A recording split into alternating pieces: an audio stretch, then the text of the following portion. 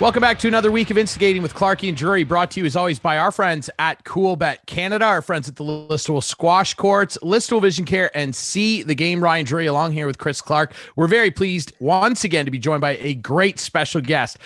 Longtime CFL fullback and running back. This guy was drafted by the Argos in 1976. He spent time across a 9-year illustrious CFL career in Toronto, Hamilton, and Edmonton. He won 3 straight, not just 3, back-to-back Grey Cups with Edmonton in 1980, 81, 82. He was inducted into the Canadian Football Hall of Fame in 2014. He is currently serving as the Minister of Tourism, Culture, and Sport for the great province of Ontario. Ladies and gentlemen, the Honorable Neil Lumsden. Neil, how are you? I'm great. Hey, let's be clear. I made it to double digits as a player. So I made it to 10 years. And that's a milestone, okay? So not that I'm trying to correct anybody, but I've got the bruises to prove it. The correction is warranted. The correction is warranted. Guys? 10 years. This is We're awesome, doing guys. well, my friend. Dude, it's great to have you. And I mean, it's especially great to have you after what was an excellent Grey Cup, because we saw a classic between the Argos, who, of course, you spent a lot of time with, the team that drafted you, of course, the Boatman win. We were all on the Boatman on our cool bets. We will talk about that later, of course. But man, oh man, what a great game that was, Neil. Just back and forth in Toronto. Underdogs, obviously, but they played a really complete game and they managed to take down the back-to-back champs. What were your thoughts on what ended up being a very good Grey Cup? Well, I agree with you 100%. I mean, not many cities that'll do it any better than Regina and the province of Saskatchewan, number one. Number two is great stadium. Surface looked great. It was crisp, but not really cold. So no reason for weather to have any kind of influence, which it didn't. And I think, like most people, everyone was thinking Winnipeg, and I thought so too. But I had a sneaking suspicion if Toronto could run the football on those guys, they'd have a real shot. And then having the opportunity, or having someone to be able to come in as they did at a quarterback, Kelly, and do what he did after the injury, was the difference. I mean, it really was. And what a crazy finish with the special teams block. And even though it was a great block, but I don't think the ball was going to come anywhere close going through the uprights. But having said that, it was a pretty complete game. It's one of those games where it's so cool to win and so hard to lose. Yeah, I was going to talk about that last 4 minutes. Just wild. We saw an interception. Basically the Argos thought they had the game won, and then all of a sudden the face masking penalty, haunts them there. But boy, oh boy, the 2 block kicks. And I agree with you. I think the Winnipeg kick he shanked it to the left. But boy, absolutely. What a way though to bounce back. The guy who got the penalty for face mask was the guy who blocked the kick. What a great way to bounce back, eh? Yeah, it is a great way. And of course, we don't know.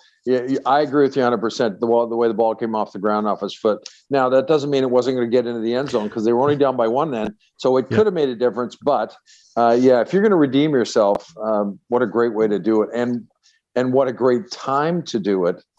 Shortly thereafter, he hooks up on the medal and the face mask. So that's a game to me that had it all. It was really well played. I don't care where you play and what year you played. There's always going to be some mistakes. But yeah, I really, really enjoyed it. And talk about keeping people right up to the very last second. Oh my God. Ryan mentioned that you won 3 in a row. How hard is it to do? I mean, we haven't seen it very often in the CFL, and Winnipeg had a chance, but couldn't pull it off. Yeah, it's really hard to do. It's there's a uniqueness there that I know that on the broadcast they were talking about, or at one point, whether it was pregame or halftime, that it's hard to keep teams together because of free agency and the change of the collective bargaining agreement, where a player can really just sign a 1-year contract, whereas years ago, your 1-year contract was really a 1 year and an option year, which meant it was 2 years. But I always look at it as players will go to a spot where they're making good dough, and they make pretty good dough, where they know they always have a chance to win. And with a guy like Mike O'Shea, who I don't know really well, but I know Mike a little bit. And then you've got Teddy Gavaya, assistant GM, Danny McManus, assistant GM. Those guys have done a tremendous job of keeping a core together. And to me, if you got really good coaches, which Winnipeg does have, and they keep the personalities and just make minor changes year in and year out. Not big changes. You make good decisions on players, which a lot of teams don't do. And that's what Winnipeg has been all about. But give Toronto their due, boy. McLeod Bethel-Thompson, I thought he played really well for the most part of the season. There's not a stronger arm around, frankly. It was all about him learning to control it and throw to the right spots, which he was doing. And I felt bad that he hurt his thumb on a, how many times have we seen a quarterback whack his thumb on a helmet or get jammed in a throwing motion? Quite a bit. So I felt bad for him, and I don't know him at all, but something tells me that based on who I've seen, his personality is, he's okay. I mean, he's happy someone else got a chance to play and participate. And at the end of the day, they're all Grey Cup champions, not just one guy. Yeah, it was really impressive. And like you mentioned, McLeod Bethel-Thompson, he'll be their guy, but Kelly has probably earned himself a potential look as a starter somewhere else. Like, people are going to be calling Toronto after that performance he put on. And I mean, you consider the situation that he comes in. I mean, it's the last game of the year, Neil. Like, it's do or die, and you got to come in and take care of business. And he certainly did that. Like, did he play spectacular out of his mind? No, but he made all the right decisions, and he held the team together at a time when they could have fallen apart. And that was really impressive too. Yeah, I think so. I think that obviously he has there's a bit of a pedigree there indirectly with the Kelly name. And of course, I think his uncle was the quarterback in Buffalo, right? That was his uncle. That's right. Yeah. So, yeah. I mean, there's obviously something there. And more importantly, he didn't do anything wrong. But as far as jumping to the conclusion and say, hey, this guy may have earned a spot. And, I think we got to hold our water on that. You can't get too excited about any player in a very short period of time, regardless of how big the game is. And I think too many teams jump at those opportunities and don't really find out what a player is like. I'm not just talking about quarterback. I'm talking about any position. And teams have struggled along. And, Hamilton might be a great example of that, where they've moved people around at the quarterback position. And they haven't been able to find and stick with somebody. And I think that's hurt them in the long run. I was going to ask you about the Ticats, but first, the Argos record in Grey Cups. They haven't lost a Grey Cup game since 1987. Like, it's 7 crazy. Straight Grey Cup games. It's unbelievable. And then conversely, the Ticats, the last time Ticats won the Grey Cup, you were with the organization, if I'm not mistaken, in 99. What else has gone on with that Hamilton Ticat? I mean, last year we know it was sort of a boneheaded play when you said even if that Winnipeg kicker got the point or got the ball in the end zone, I was going to say, well, Hamilton maybe would have given up the point, but the Argos probably would have ran it out. I think that, you're right. It was last time they won was in 99. I was CO, chief operating officer, GM, or some silliness like that. We had a really, really good core of people. We had a great head coach in Ronnie Lancaster. His assistant coaches, Don Southern, was the defensive coordinator. I mean, that was truly a group of players that we went in 98 and lost, I think, to Calgary and BC, and then we won at BC, where we lost to Winnipeg, I think. Either way, we had a great core. And again, it was a little bit like, Ronnie came out of the Edmonton system. He came to us from Edmonton, and they knew how to do things and keep things consistent, like Winnipeg has become. So, but they haven't been able to find the right combination of things in Hamilton. Look, listen, they're a good football team. They're hosting the Grey Cup next year. They've got, I believe, Bo Levi Mitchell's contract, an opportunity to renew him and have him to come to Hamilton. I think Hamilton will be all in this year. I still think a very good quarterback, and he could make a difference for them. And Dane Evans could be the number 2 there. I wouldn't be anointing, and I wouldn't have last year anointed Dane Evans as the guy, because I believe a little bit more traditionally that you got to see a little bit more from a player in multiple situations, in multiple environments, before you really believe that, hey, he's our guy. We're going to pay him big money. Neil, on the subject of Hamilton, because again, you played in some pretty unique markets, obviously a ton of success in Edmonton with back-to-back titles, but then you get drafted by the Argos, and then you also play on the other side of the GTA divide in the Hammer. tell us a little bit about some of the differences between the three markets, and maybe specifically with those two, because those two fan bases, they certainly like to give each other a lot of gumption, and the Argos have had the better of it over the last couple decades, obviously with Hamilton not winning since 99. But what was your experience like in these markets, Neil?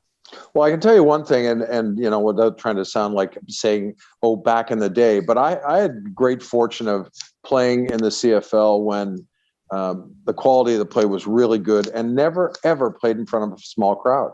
I mean, Toronto had 54,000 people at CNE Stadium. Hamilton at everyone was always sold out. I mean, when I was in Edmonton, there were 52,000 season ticket holders.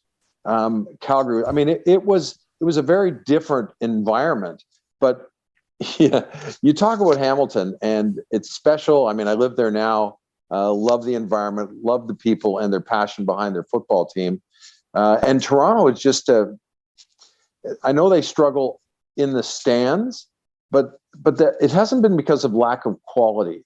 They've been able to always have pretty good football teams, but the attitude is very different. As an Argo, I was coming out of university first couple of years. I had a great experience. Russ Jackson was my first head coach. And then he was like goalie. Leo Cahill was the second coach I had. And I realized that it wasn't really the place I wanted to be and asked to be traded. And they said, well, we figured you'd like to stay close to home, so we traded you to Hamilton. I thought, really? That's the reason?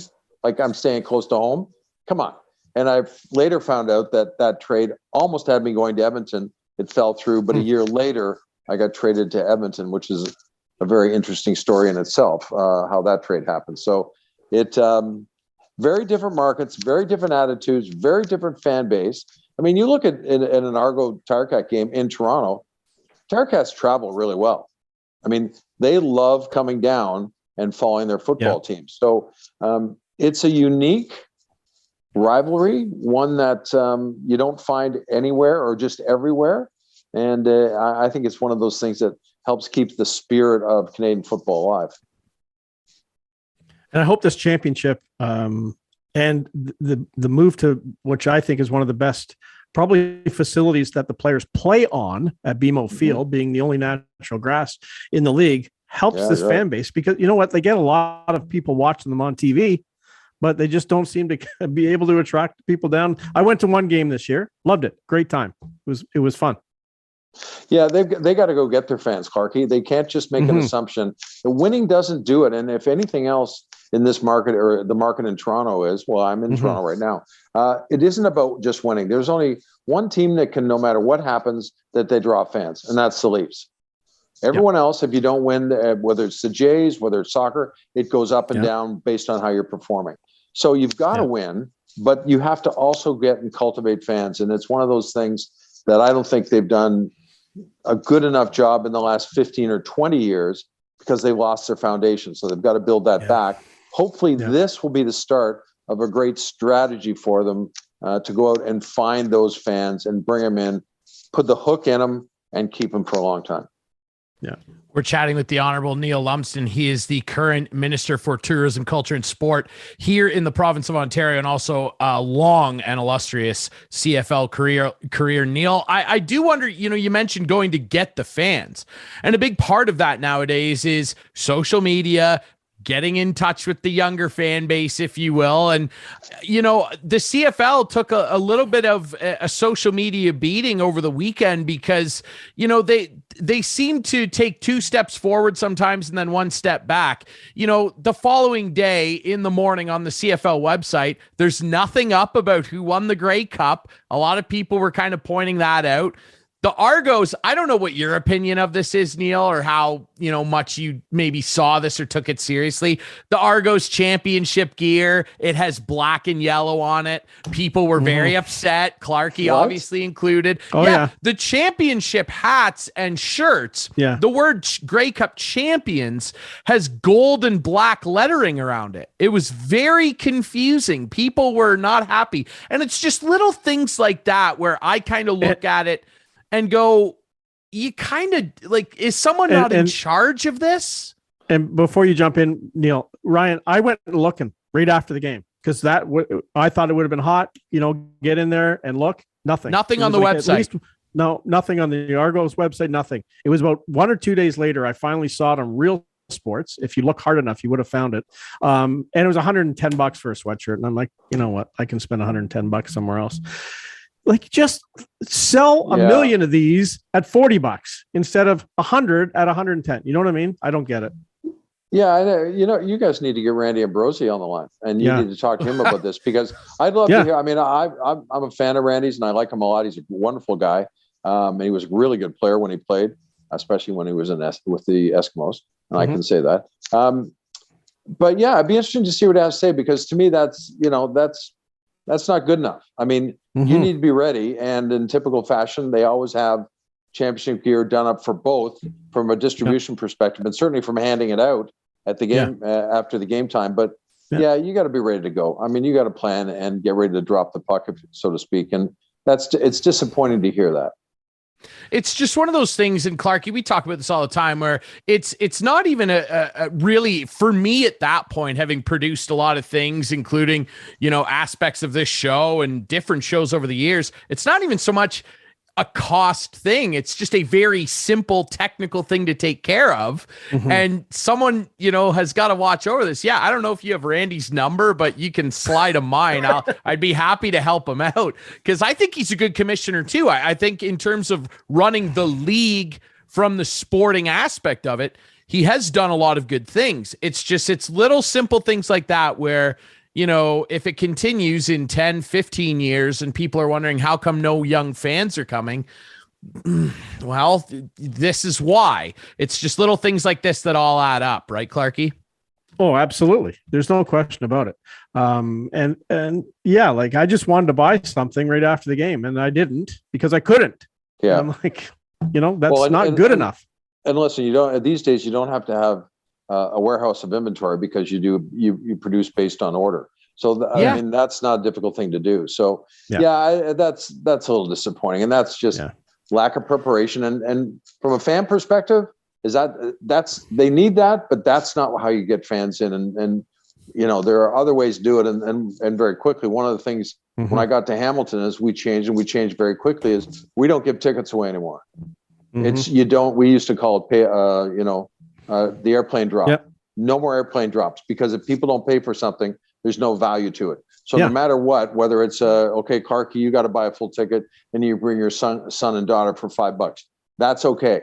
That's how you develop it. But there's this free thing has to stop. I don't know if they're doing it or not, because listen, that's their business, and they're a very large organization connected with another very large organization. So I'm not going to tell them how to do business. But one thing you should never do is give anything away. Well, one thing in terms of business that you certainly took care of in your career was winning, and you did a lot of it in Edmonton. I mean, take us back to that time, because the Edmonton franchise, they've had quite a few dynastic times in their franchise, the life of this franchise, which is so well supported. I mean, you mentioned back in the day, and I'm sure it's similar now, 52,000 season ticket holders, not people coming, people that have the tickets already. It's just an incredible market. What was that like? Winning 3 straight of anything's incredible, but to win 3 straight Grey Cups with the ferocity, the violence, the up and downs with your health through the years, what did that feel like? What was that time in Edmonton like? Because you guys played a big part in it becoming the city of champions. You guys got there before the Oilers did. What was that time like, Neil? Well, it was special. It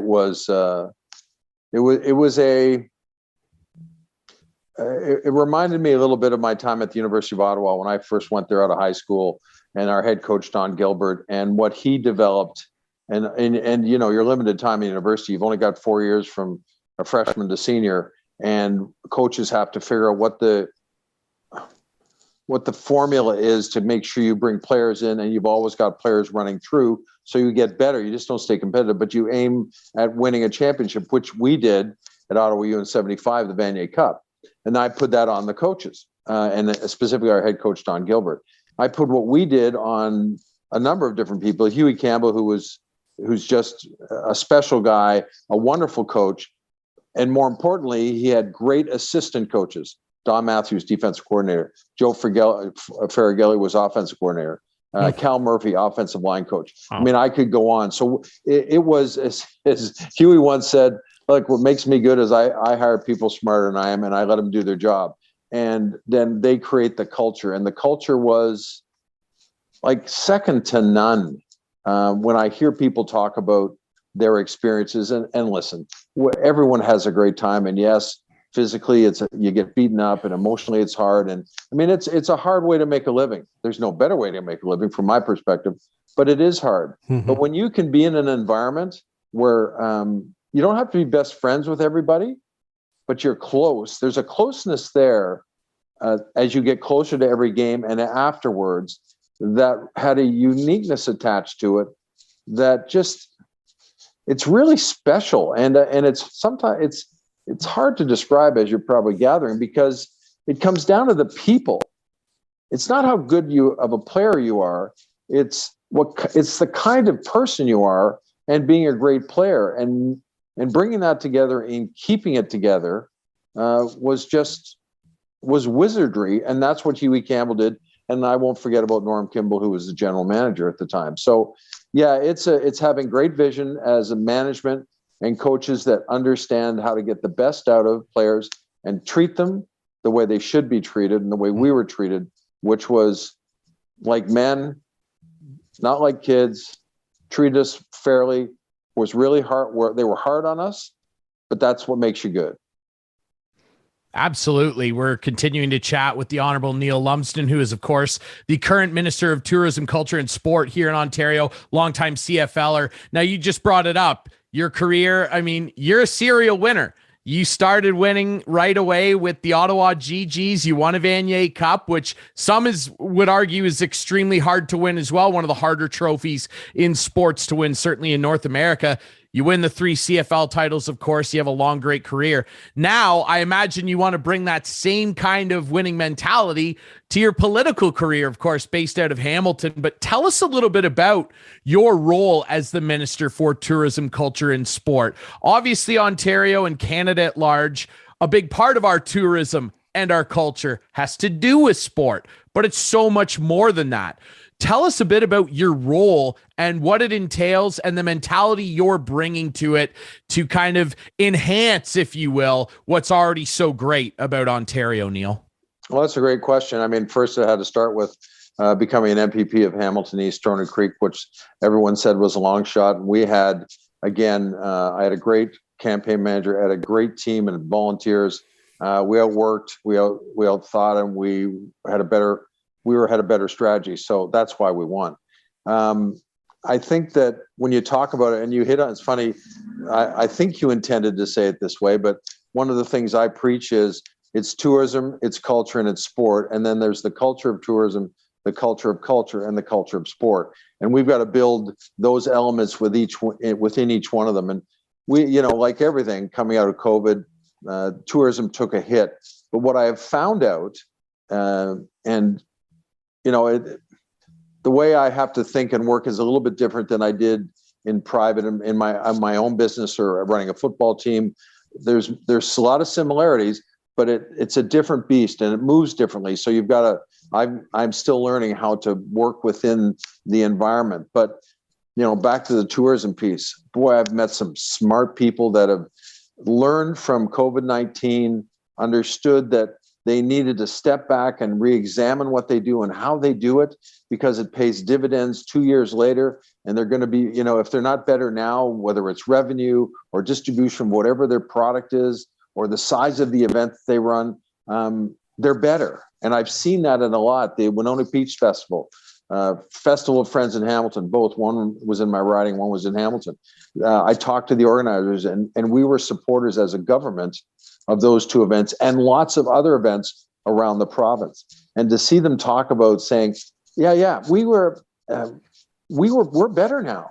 We thought about it. We realized what we had to accomplish. We had to do things differently, or we wouldn't survive. And one of the things that, I try to impress on people is it's real easy to come up and just say, boy, if we could just get more money. Well, anybody can do that. But people are coming up to me and saying, we have a plan. We want to share the plan with you and see how you can help us be better. And I know people are looking for support, but the engagement part is the business relationship of how they're going to do what they do, and show me how you're going to do it better, and show me why we should invest in you. And that's what this is about. These are investments into our community, into people, into businesses and festivals in our province. And when we invest properly, good things happen. It's incredible. And I love to hear that. I know Ontarians love to hear that. It's an incredibly large plate, but I don't know if there's anybody better than a Vanier Cup champion, a 3-time Grey Cup champion, and someone who's as passionate about culture, tourism, and sport as the Honorable Neil Lumsden, who joins us on the show tonight. Neil, it was such a treat to have you on. Again, congrats on an illustrious career, of course. Next time, we're going to have to dig into you, of course, getting inducted into the Canadian Football Hall of Fame. Best of luck moving forward as the Minister for Tourism, Culture, and Sport. And we really, really appreciate your time, Neil. Thank you so much for doing this. Oh, you kidding me? I loved it. It made my night. And anytime you want to talk about anything, even if Clarkie's involved, then I'm good with it. You're a friend of the show now. And so even though Clarkie's here, you will absolutely be back. It was a pleasure to have you. Thank you so much, Neil. My pleasure. Take care, boys. All right. When we come back, there's a lot to talk about, including reviewing our Grey Cup picks. And of course, we have to review the Buffalo legendary snowstorm, where I took a big loss in the bet column. We had an over-under on the amount of snow that fell, and Clarkie can't wait to rub this in my face. We'll be right back on Instigating.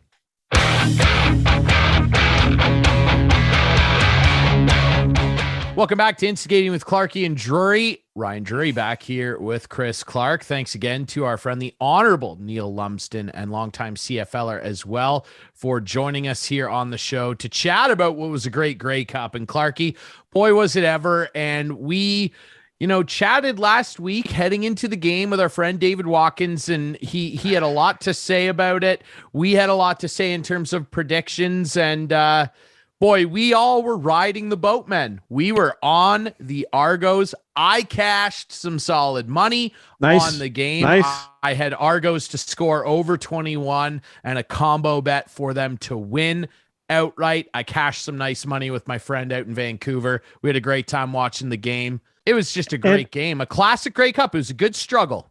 You know what? I had a lot of fun watching this game. Like, it was back and forth. There was some great plays. There was some, I cannot believe that face mask call. I mean, it was the right call, no doubt. But the game, for all intents and purposes, at that point was over. Just it was do anything but put your hand up there. Left. Right, because he didn't have to. He basically walked into the tackle, but he just got his hand in the wrong spot. And then, the blocked field goals, as we were talking to Neil about, it was an incredible last minute. And I was pumped. I as you know, I won't watch every Argo game like I watch every Leaf game, right? But that game, I had a buddy over, our buddy Scott Bridge, who's been on the show, came over, watched the game. And we just had a great time. Bridgie wasn't into it as much as I do. I think he might be a little more of a Ticat fan, but he wasn't letting it on. He was cheering with me for the Argos. But yeah, it was an exciting game. And the predictions, you, I, and Waddy, Dave Watkins last week, we were pretty close. We all picked the Argos, but you, my friend, with the nice stash going today, by the way, I love the Movember going here. And the other thing too is, the Argos win the Grey Cup, and you come on our show the week after with black and gold. You have a black hat and you have gold shirt on. That's not no good. The light is playing tricks on you. Okay. The light's playing tricks on you. Okay. It's actually a very dark navy hat. Okay, it has been stricken, double blue. Single blue. Been stricken black. This is an orange T-shirt. This is orange. Okay. I got to adjust the hue on my. It's my nice new Alexis on Fire shirt. Got to rep Canada. I don't know if you've noticed, the greatest Canadian band ever. I'm like a little logo overload today, but dude, you're Argoed out. They won it. They won the Grey Cup. And I as I said, I wanted to buy a sweatshirt. Let's go. And I sent it to my daughter. I go, hey, Christmas present, blah, blah, blah. And I go, actually, you know what? Don't do it. Don't spend $130 on a sweatshirt. I'm sorry, but don't. And you know what? Look, maybe I'm a little maybe I'm a little weird. Like I'm a little precious with the sporting like attire I'll buy, like, and I felt bad at time because like a few like years back, like when the Caps started rolling and like doing well, they won the division for the first time in like ages. Back then, the Southeast, some would refer to it as the South Least division. Yeah. And my mom bought me a hat, like a division champs hat. And I was like, I played it off cool. I was like, oh, thanks, Ma. Like a cool, like birthday gift type deal. It was like an extra little thing. I never wore it. No, ever. I wouldn't either. I have it somewhere, but I don't even want to look at it because I'm a little weird like that. Like if my team wins the division or the president's trophy. No, I know. I don't. Let's raise a banner because we won the or even like, years back, when the Pats were rolling, Mom would be like, hey, do you want an AFC championship shirt? No, I don't. I don't care that we won the AFC. And if they win the Super Bowl, hit me with a shirt, Ma.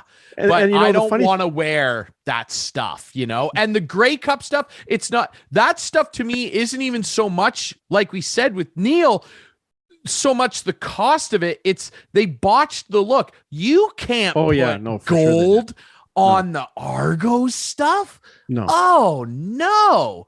I saw it and was like, this is fake. Like I saw it on Twitter, and I'm like, this is fake. Then I'm like, they had it on after the game, man. They had the t-shirts on after the game. I couldn't really tell like on TV because again, the hue of it all. I'm like, oh, that kind of looks a little weird. And then I'm seeing it on Twitter and I'm like, gold on an Argos hat. Oh, I don't know, guys. Not cool. I think I'll just make my own design and print it off on a Cricut and put it on a sweatshirt.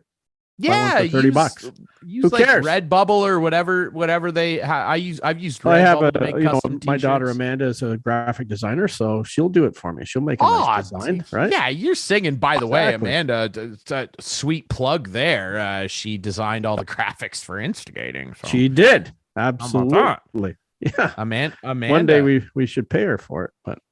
Why have you not paid? This is something we'll discuss after. Unbelievable. All right, maybe I'll get her a nice gift. Let's show the predictions. Let's get our prediction board up now. There we go. Now you see, Clarky, you've got 42-34 Argos. Yeah, you and Waddy thought this would be, you certainly thought it'd be high scoring. Waddy 20. He thought that the Argos were going to walk. He had 27-10. I'm pretty close. You are. I'll give you credit. I'm pretty close. 30-24. I was pretty close. Ends up, of course, being 24-23 and just an all-time classic game. Clark, I know that we might get accused of recency bias here. I think this might go down as like an all-time top 10 classic CFL Grey Cup. I really, really do. Yeah, there's been some good ones for sure. Like last year's went to overtime. Like it was a great game too. And unfortunately, it was a boneheaded play that made it go to overtime, right? Like it'll be in there too. It's right there. And like I know Saskatchewan, I think were there one year, and too many men on the field on a too many men on the field against the Alouettes, if I'm remembering correctly. So yeah, but it was like I rewatched. I recorded the game and I rewatched on Monday. The last 5 minutes, just the last 5 minutes. I rewatched it and I'm like, this was incredible. I wasn't thrilled with a couple of things with the TSN broadcast. I didn't like the camera angles they were showing a lot of the time. When you get new toys, you think that they're going to be a benefit, and sometimes they're a hindrance. It's not good. And like I was watching it on 4K channel, and the 10-yard marker wasn't working for the majority game. I don't know if it worked for you, but you couldn't see that yellow line that I noticed that superimpose on the field, and it was annoying. Like they've had it all year. Why isn't it working in the Grey Cup game? Right? My friend asked me, he was like, isn't there usually like a yellow line? I'm not a big sports guy, my buddy. And I was like, I don't know why that's not. It wasn't working.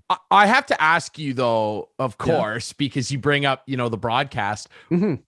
Maybe you didn't watch it. what were your thoughts on the halftime show? I did not watch the halftime show. I'm not country guy. I don't know if you can tell with my Alexis on Fire shirt on. I'm not country guy. I heard a lot of negativity, or at least read it on social media. What did you watch it? What were your thoughts? Like, was it as bad as people were making it out? Here's the deal. So as I mentioned, Scott Bridge was over, and we were chatting a lot during the halftime show. Did I watch it? No, I didn't really know who the heck it was. I'm like, oh, I know this song, that kind of thing. But I kind of thought it was not appropriate to have just like really good looking women around the stage. Like, it just looked so fake. Like, that's all it was. Did you see that? Like, it was just like, did they hire these women to come in? Like, that's what it looked like. I mean, like, it's not like, I saw some images and was kind of like, oh, okay. Like, yeah, like, I thought it was offensive. Well, this is my thing, right? Like, I'm not country guy, and I'm especially not like modern day party rock country guy, which is what Buddy from, I think his name's Tyler Hubbard, from Florida Georgia Line is all about. That's all Florida Georgia Line's music. Every song, and I don't mean to sound like I'm crapping on people's music. If it brings you joy, hey, awesome. Me personally, I can't listen to an album where every other song is about lifted up trucks, tailgates, girls in Daisy Dukes, we're busting open beers at Dave's barn. Like, I can't do it because you don't I live just in Saskatchewan either, though, right? You don't live in Saskatchewan. They probably love that there. I don't, but I did grow up in the middle of Hickville nowhere and went to a very rural school. So I was exposed to this and hey, I'm not even saying like I don't like country music. I'm just more into like what I would call, I'll just bug people with this, actual country music. Hit me with some Alan Jackson, hit me with some Tim McGraw, hit me with Kenny Chesney. Like, let's go. You know, I'm in for that. But this new, like, I refer to it as bro country, where every dude's got sliced off t-shirt sleeves and looks like he has a Ford F-250.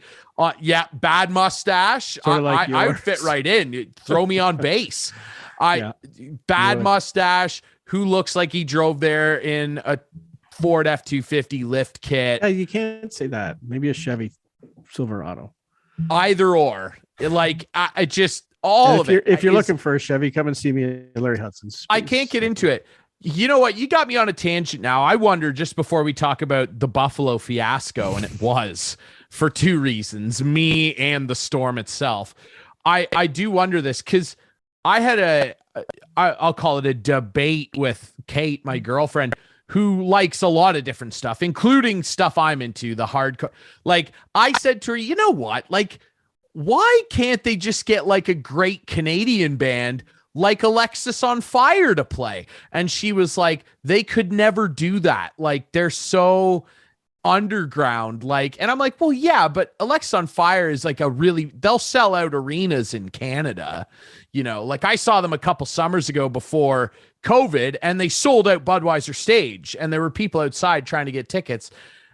Like, I just wish, like, when Shania did it a few years ago, it was sick. It was like, this is very Canadian. And they brought her in a sled. It was unbelievable. It was fun. I'm not trying to be like, hey, if you like Florida Georgia Line, you're no friend of mine or something. But like, we have a lot of great artists here in Canada. We do. And we like to go, oh, the CFL is so great because it's our game and we have the Rouge and all these different rules. And yet we can't find like more than one Canadian artist to do the halftime show. Like, what's Tyler Hubbard doing there? There are a lot of great, and hey, great Canadian country artists too. Like, let's sort this out. It just bothered me a little bit that, I don't know. Whatever. We need to get Randy on. As Neil said, we need to get Randy Ambrosi on. Randy, reach out to the bottom of this. I'm on Twitter, which will be dead, so hit me up on Instagram. Maybe Drury08. Ryan, hit me up. Ryan, we probably need to reach out to him. I don't know if he'll reach out to you. I'll reach out to him. I'll send him an email. Okay. I'll send him some thoughts. Hey, I know a lot of great out there. I know. Let's get him on the show. Let's talk about it. Yeah. We should get Randy on the show. Randy, let's go. Yeah, let's go. And hey, let's go. I could give you a list of 20 artists from Canada that'll get of all different genres. That'll get you through the next 20 Grey Cups. Let's go. My boys in Texas King will play. Let's do it. Glorious Sons? Could you imagine? Come on, get Glorious Sons. I have no idea what you're called talking the tax about, man. I have no idea. Let's move on. This is a sports show. Let's move on. That. Let's talk about the sawed-off shotgun. Let's talk about the weather on our sports show. Well, Old Man Winter pulled out a sawed-off shotgun on Buffalo. My God, was that ever a disaster? We have a video. Producer Adam and Clarky couldn't wait to literally bury me in an avalanche of embarrassment because last week I said there's no way this legendary thunder snowstorm is going to be as bad as they say, because you guys know the weather guy routine. It's going to be sunny and 25 on Saturday, and then it's raining and 17, right? So I thought there's no way it's going to be this bad. It won't be 60 plus inches of snow. It'll be like, I think I said 18 to 20. Producer Adam, first hour. Producer Adam, get the video. Let's review what occurred last week on the show. They always make it, these meteorologist guys, they always make it sound so much worse than it is. You're right. You're right. You know what's going to happen, man? Let's do an over and under. Set the over under, and I'm going to tell you, let's get the cool bet over under on how much snow they're going to get in inches. I should text Jake right now and get that as a bet. That's a bet. So let's do it. They're calling for a max of 72 inches of snow. Correct. 6 feet. I'm going to set the over under at 33 and a half. I'll take the over. You're going to take the over. I'm going to take the under. That's only 33 I'm taking the inches. under. So that's just under 3 feet. Yeah. So these guys make it always sound like it's going to be way worse. Like we're going to get this apocalyptic storm. Yeah. You know why? I'm actually going to take. Here's why. Here's why, Ryan. It's obvious why. Because everyone's going to go on their app and look, and they're going to get millions and millions of hits. It happens here in southwestern Ontario as well. Like, hey, Owen Sound, Listowel, Goderich, Exeter, London, we're all going to get it too. We're not going to get lake 6 effect feet, snow. We're going to get 1 to 2 feet. And then, we didn't get it. Oh, yeah, no. Well, the wind was blowing the wrong way. Well, then don't tell us we're going to get it. I'll say this. Look, I'm going to take the under on 33 and a half inches. I'll actually give you a number. I say max they get 18 inches. It won't be near as bad as they say. I'm going to say they get like 18 to 20. It won't be near as bad. And this goofy move to Detroit will seem extremely dumb Sunday afternoon. Okay. I will say this. Okay, Producer Adam, make sure you have that clip ready for next week because we're going to relive that right there. Under 33 and a half. And I'm going to take that they get 18 to 20, like max. It's not going to be that they'll bad. Have 4 feet. They'll have 48 inches. So obviously that has not worked out in my favor, did it? That didn't age well, as they say. To be fair, we both severely undersold. Yeah, but at least I said 4 feet. You said 1.5 feet. Yeah. It was fun to watch. I honestly, I was watching the Buffalo News and it was incredible, like how much snow they had. I've never seen that much snow over. I've never seen that much snowfall ever in that short a time span in my entire life. I could not believe that. And it shut the city down. Like they're still recovering from it. Like the city was just outright, like the mayor was like, hey, everyone, don't go anywhere. If you see the screen, stay inside. If you see the screen right now, if you're watching or if you're listening, it says at the bottom, Adam I didn't tell him to put this on. Chris Clark won the bet 12 hours after recording last week's show. That's how quick they got 18 inches. It was like, boom. I have to tell you, I was having a conversation with another young gentleman who was a big sports fan, at the airport. On my way from the Kitchener Municipal Airport. There's a good the Orchard Park. Yeah. It turned into, it looked like, it's incredible. Yeah, you see Spencer Brown there, who's 6'8" on the Bills, and the snow is up to his head. It's well, unbelievable. Like Devin, Orchard Park, Singletary, you can't even see. He's 5'7". You can't even see him. Singletary's gone. Yeah. Singletary's gone, and hey, he was gone in the game in Detroit too. He had a great game. I'll tell you, he's on my fantasy team. Cash some bets. Make sure you use our friend all the snow. Where do you put all that for bets? Like, where do you put all that snow? Like, where do you put it? Like, look at this video here too. You know, someone on TikTok. Yeah, for our viewers. Where do you put it? Like, look at this. I don't even know. That guy's 6'7", and it's on his car. It's over. Like, I don't know, man. He's got 13-foot high snow drifts there. Like, no BS. It's outrageous. Yeah, I can't believe it. It's just an all-timer storm, and like Orchard Park, the pictures of it just looked like a big bowl of ice cream. Like, there's you no couldn't way see they anything. Played. Like, unfortunately, absolutely not. No, they might have been able to clear the field, but no one could have got it in there. No, not even the field. They showed some people trying to walk, and you know how hard it is to walk in a foot of snow. Can you imagine trying to walk through 6 feet of snow? I was watching the weather. You're gassed after about 100 feet. It's like, I'm going home. Yeah, and I heard one of the Bills, they maybe you know more than I do, but one of the Bills who lived in the South Towns of Buffalo had to walk quite a bit to get to the PR director's car to pick him up to get him to the airport to get him to the game. Like, it was scary, even trying to get out of Buffalo for some of these guys. Super bad. I think that might have been Dawson Knox, the tight end. Maybe. And they ended up playing a great game. They big win in the comfy, warm confines of the dome in Detroit, Ford Field, I believe it's still called anyway. Who cares? The Lions play there, and it's an all timer. Like, it's unbelievable. I sold it way short, and I can't believe it. It was like it was legendarily bad. Yeah. Just legendarily bad. It was crazy. No doubt about it. It was unbelievable. Did you see the videos of the Skydome and all the renovations going on there in Toronto? Like, they're underway. It's going to be exciting to see how they're figuring this all out. I mean, I've seen the renditions and everything else, but they're like, and you know what? I was almost thinking, I bet you they would have played that game in Toronto if that dome had been fit to play. Well, obviously they couldn't, right? Like, the Bills have played in Toronto before. So I bet you they would have just played the game in Toronto. All the Buffalo fans would much rather drive an hour and a half to Toronto than 4.5, 5 hours to Detroit. But they couldn't have played. But the renovations are looking pretty cool. They are looking cool. Yeah, I think it might be one of the most expensive existing sport arena renovations ever. It's very, very expensive. They're pouring a lot of money into it. Of course, Madison Square Garden underwent like a $1.2 billion facelift 5 or 6 years ago, but this is up there. Like, it's a very, it's upwards of like $350 million or something.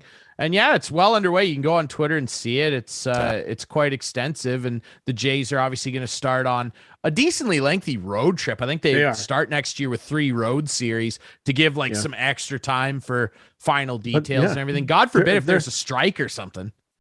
Right? Yeah. What happens if because they're probably right up against it the way it looks. And if there's a strike, they're 1 strike away from playing in Buffalo again. Well, and that's what will happen. They got underway like the day after the Jays were eliminated. They were in there. Thankfully they went out in 2 straight, right? Like, thankfully. Yeah, thankfully. Maybe that will help them too. I don't know. Yay. You know what else is awful? And not really going well. It's not Buffalo snowstorm bad, but geez, your Leafs, man. So like somebody did something in the offseason. What a curse. That is befallen this team. Now, they're not as injured as my guys, but geez, Morgan Riley out now 4 to 6. Like, oh my goodness. Yeah. They bring in Connor Timmins as well. Yeah. Did they really bring him in? Or like, I know that, so the Leafs called up Mac Hollywell but hold on. They brought up Mac Hollywell and Victor Mete from the Marlies. Is Connor Timmins coming to this team? Sorry, we're recording on the same day the trade happened. I assumed he was going to just go into the Marlies. right? Because they just pulled up 2 defensemen. So the Marlies are short, but they did trade a defenseman. So who knows? I don't know. We'll see what happens with Connor Timmins. Guess what? Guess where he played his junior hockey? Take a guess. Yes, you're right. Sault Ste. Marie Greyhounds. Like, of course. I don't need to guess. No, of course not. Because everyone that I saw him play quite a bit in the OHL, and he was a good OHL defenseman, not a great OHL defenseman, like a good OHL defenseman. Yeah, well, yeah, and like good enough that he was a first rounder. Or no, he was just in the second round. That was 32nd overall. Yeah, he was 32nd overall. It's just before 32 teams, not a first rounder, but there, he was talked about as a first rounder for a long time. The thing with him is like obvious, and he had a good World Juniors, all that stuff in Buffalo that year. Here's the thing with him: he's injured all the time, so I don't know how much help he might end up being to the league. Just the kind of guy we need. And of course, yes. People are going to, and immediately the reactions I saw, online immediately. Oh, good, another Sioux Greyhound. It is. I think it has to almost be beyond coincidence it's at crazy. This point. It is. It's not. And I understand. It's not. No, and look, if they don't win again this year, God forbid it's in the first round again. Kyle Dubas is going to be looking for a job, and forever his legacy is going to be, well, he got a bunch of Sioux Greyhounds. People will make the joke on his behalf forever. I don't think he cares, but would that's you hire him? It will be. Would you hire him? If this team loses in the first round again, would you hire Kyle Dubas as your general manager? I think the question is absolutely zero chance. I really do. It's a tough one. He will get hired. He will get hired again. Let's see what happens the rest of the way. But he has not proved to me. I have no confidence in this guy whatsoever to make a big deal and bring in a big player. Well, he can't. The thing for me to just answer your question, like I don't want him running the Washington Capitals tomorrow. Bad asset management, and I know people will go, oh well, but he had to inherit bad contracts from Lou. Yeah, but you've traded away a lot of first round picks, and the picks that he has made, let's just be frank, beyond the obvious hits in Matthews, and well, he didn't pick Marner or Matthews. Actually, he was not the GM at the time of those picks. Matthews, he was, I think. But you can't blame the general manager. Mark Hunter made those picks. But look, he's traded away a lot of assets. No, he's traded away a lot of assets. Leaf fans, as they do, like to big up, their young players. They don't have any elite young players. Their prospect system's not great. Like, look, could some of those guys I agree. I would trade Nick Robertson and Rasmus Sandin today. No, but look, what I'm saying is, like, for example, people are going, my biggest criticism of him is he can't pull off the kill shot, that big deal that pushes you over the hump. Because look, at the end of the day, have a lot of the deals worked out? Say what you will of the situation there with Jake Muzzin. Jake Muzzin's played a lot of good hockey for the Leafs. Yes. Did the Mark Giordano thing and subsequent contract work out? Yes. He's 39 years old. They did not get Norris Trophy Mark. He's the oldest player in the league. They did not get Norris Trophy Mark Giordano. No. All the picks that they've traded, including one that could have ended up being Konechny, then the goaltender that they got in that deal now plays for Carolina. His legacy, if they ultimately fire him and they fail again, will be not being able to fill out the rest of the roster because they gave $40 million to 4 guys. That's what it will be. So it's a tough thing. And now you got another guy that played for the Sioux, and I understand knowing a guy and being comfortable with them, but my goodness, like, do they all seemingly have to have played for the Sioux? It's like at this point now, it's a legitimate criticism that will ultimately, for some people, probably hurt him in the long run if they once again can't win. And, I see people today going like, and O-Dog and those guys all talk about it. Oh, we should go get a Cale Makar type defenseman. It's like, yeah, good luck, sure. That'd be great. We should go and trade for this guy. Leaf fans, they seem to think like the popular one now, before it was Nick Robertson. And Nick Robertson's young. He might turn into a very good NHL player. He's struggling right now. Yeah, his value as a trade chip is in the gutter right now. Yeah. Right? Maybe. Now the latest guy, Matthew Nyes oh, we could trade Matthew Nyes and get Chikrin. We could get this. We could get that. We could get John Klingberg for Matthew Nyes. Matthew Nyes has never set foot on NHL ice, and he's a decent player. Like at best. I would take 10 of the Capitals prospects over Matthew Nyes. Sorry, Leaf fans. Like, I don't know. They love to big these guys up, and then Matthew Nyes will come play, and he'll score 1 goal in 25 games and be with the Marlies. Like, this precious nature. And that's because he's the only guy they can big up because they have no other, like, good prospects. He's as good as it gets. And that is, I'm sorry, we inherited this Marlowe's contract from Lamoriello. After 7 years, it is Kyle Dubas's fault that they don't have a decent prospect pool. I wouldn't even give the Leafs decent. It's like subpar prospect-wise. So if they lose again, the people are going to go. They have a lot of ammunition. Lose in the first round constantly. Bunch of former Sioux Greyhounds. Can this guy scout? Bad asset management. No top-end prospects. I don't know, I don't know. But we'll see. But Morgan Riley's hurt now, and Connor Timmins, God bless him, if he can stay healthy. If he can stay healthy and maybe become something. Maybe Eric Carlson. Maybe they can get Eric Carlson, right? I just don't see how they do it. Well, they have to get another team involved, probably. They have $5 million in cap space right now. They have $5 million in cap space right now. They'd have to LTIR permanently Jake Muzzin, and then you're looking at getting that's a 3-way trade done. And again, San Jose. Do it. Let's go. Yeah, but here's what's so complicated, right? The standings are so bunched up at this point right now. Yeah.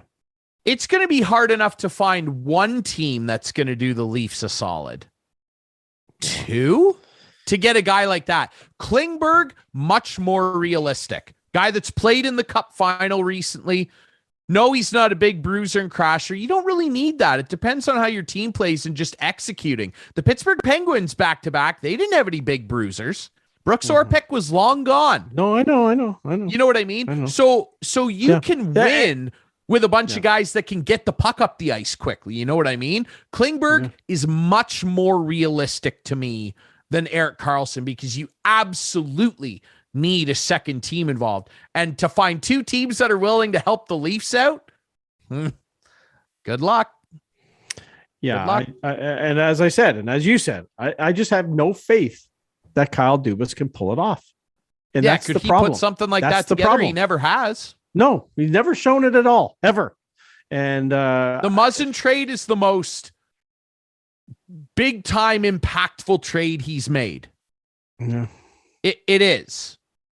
And it worked out. Like Jake Muzzin, I don't know that you can say that has he had struggles and most recently struggled? Yeah.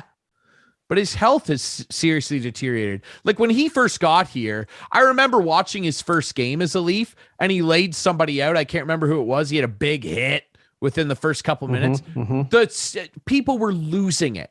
Leaf fans were ecstatic to have Stanley Cup champion Jake Muzzin on the team. So like that's as big as it's gotten. Not a lot of success. I don't know. You're gonna make me cry. More successful than my mustache, probably. The one thing is, and I don't know if you might disagree, goaltending hasn't been an issue. I don't disagree. It hasn't been except when Erik Källgren has played. Well, other than Erik Källgren had one bad gaffe in the Islander game. It cost him the game, no question about that. He's been bad. No, I'm not beating around the bushes. He's bad. Horrifically bad. Oh my gosh, he hasn't. Yes, he has. I'm not doing this with you, dude. Erik Källgren. He hasn't been horrifically a gas can in almost every NHL game he's played. I think he's up around 20 games now, and he's been bad in 18 of them. Yeah, I don't know. Yeah. I totally disagree. But the other guys, Matt Murray, in the few games he's played, especially Pittsburgh, that, jarring return for him, like big pressure. Yeah. Unbelievable. Yeah, really good. Just stay healthy. Healthy. I would actually say he stole them that game. Yeah. When it's 3-2. And Samsonov's been good. If he can stay healthy, if they can stay healthy, those two guys, they're fine. They're fine in that. The early returns, very positive, particularly Sammy. For sure. Particularly Sammy. So we'll see. I don't know. We'll see how it goes. All right. Anyway, fun show tonight. Final thoughts? It was a fun show. Final thoughts. My Argos won. I have a team that won a championship. And, it's been a long time coming, since 2017. Every MLSE team has won a championship, of course, but the Toronto Maple Leafs. So It's coming. Yeah. Raptors have won. It's coming. Argos have won. And Marlies have won a couple now. And Canada. And TFC. Canada loses in soccer today. That's my only thing to say about soccer. They lost 1-0 to the Belgians. So there you go. The Belgiums, yes. The Belgiums. Belgium thoroughly outplayed. Michi Batshuayi, who scored the winning goal, said it. They were lucky. And honestly, the refereeing was shambolic. I'm not going to make excuses for them. They should have had three penalties. It's all fixed. Well, it's fixed. I firmly believe it. Like I said, I'm not watching, so I just don't care, because Qatar, the whole thing is a joke to me. Canada deserved a better fate, but we'll see. Yep. Croatia next. Croatia next. And we'll definitely have a full breakdown of the Croatia game on next week's show. A full breakdown of the Croatia game, that courtesy section. of Clarkie. He's going to give us the expected goals. He's going to give us the passing breakdown, all of it. Crossing percentage. Listen, I got to go. On it. I got to go. We got to wrap up. I got to get down to Maple Leaf Square for the Argo celebration. You can watch this show Friday nights at 8, Sunday nights at 9 with our friends. Are you invited on Whiteman TV? You are too. That's Channel 6 for our Whiteman subscribers. We debut on our YouTube channel every week at 9 p.m. Follow us on social media at Instigating Pod. And remember to utilize our great friends at Coolbet Canada. I love the Bet Builder tool. We also thank our friends at the Listowel Squash Courts, Listowel Vision Care, and See the Game. Thanks to the Honorable Neil Lumsden for joining us tonight. Next week, we'll be back with more Instigating. Some very sad news to report. We learned at the end of recording our show this week, obviously the following day on Thursday, November 24th, that the hockey world has lost Borje Salming. Of course, we saw the great scenes there a couple weeks ago for the Hall of Fame game where the Leafs welcomed him back, and we all knew that was probably the last time that he would be able to be embraced by Leafs Nation and hockey fans here in North America as he returned home to Sweden. And of course, the sad news coming down on Thursday this week. Borje Salming, one of the first European players to ever come over. He was the first Swedish player ever inducted into the Hockey Hall of Fame in 1996. He's still the all-time leader in assists for the Toronto Maple Leafs with 620. He's fourth in career points for the team. Only Matt Sundin, Daryl Sittler, his good friend, and Dave Keon have more. Maple Leafs president Brendan Shanahan sharing this statement.